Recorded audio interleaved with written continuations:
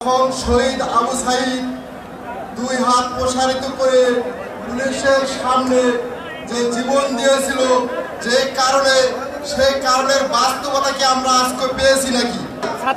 শহীদ ভাইয়ের রক্তের বিনিময় এই বাংলাদেশ জুলাই গণঅভ্যুত্থান 24-এ যে শহীদ হয়েছে, এই শহীদের রক্তের বিনিময় এই বাংলাদেশ আজকে যে আমরা এই সমাবেশে একত্রিত হয়েছি, গত 17 বছর এই ফ্যাসিবাদ সরকারের আমলে আমরা কি এরকম সমাবেশ করতে পারছি কিনা?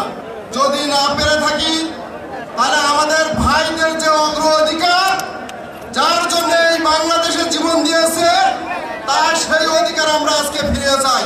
যদি ফিরিয়ে না পাই, তাহলে আমাদের ভাইদেরকে ফিরিয়ে দেন।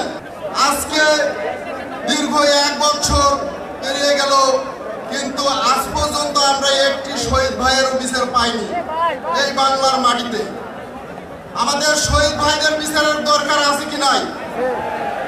আমি মনে করি নির্বাচনের আগে আমাদের এই শহীদ ভাইদের বিচারের আগে প্রয়োজন।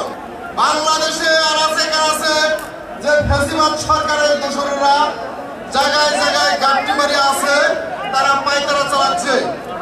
যদি আমরা এই শহীদ ভাইদের বিচার পাই, সেই ফ্যাসিবাদী শয়তানেরা এই বিচারের আওতায় গ্রেপ্তার হবে। তাহলে আমরা এই বাংলাদেশকে একটি সুষ্ঠু নির্বাচন এবং মানুষের যে অগ্রাধিকার, যে ভোটের যে অধিকার, সেটা আমরা ফিরিয়ে পাবো।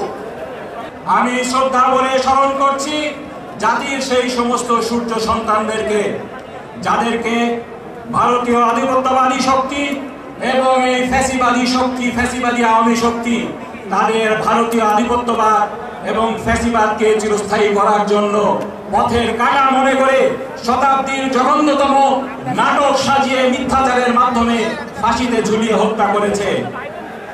শহীদ অধ্যাপক গোলাম আজম, আমার শহীদ পিতা মাওলানা মতিউর রহমান নিজামী, শহীদ আল্লামা দেলোয়ার হোসেন সাইদি, শহীদ আলী হাসান মোহাম্মদ মুজাহিদ, শহীদ কামরুজ্জামান, শহীদ আব্দুল কাদের মোল্লা, শহীদ সেই চট্টগ্রামের বীর পুরুষ শহীদ সালাউদ্দিন কাদের চৌধুরী সহ যাদেরকে হত্যা করা হয়েছে, কারাগারে নির্যাতন করে আরো হত্যা করা হয়েছে।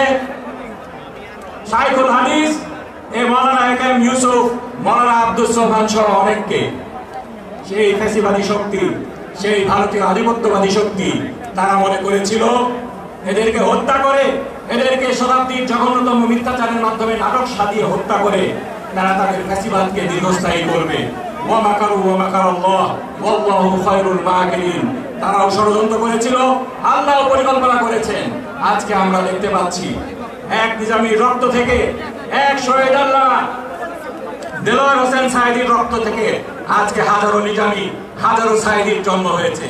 আজ সেই ফ্যাসিবাদ কোথায় চলে গিয়েছে, কোথায় পালিয়েছে? আমাদের আল্লামা বলেছিলেন ইঁদুরের গর্ত খুঁজে পাবে না। আজকে তাদেরকে দেশ ছেড়ে ভারতের মাটিতে পালিয়ে যেতে হয়েছে।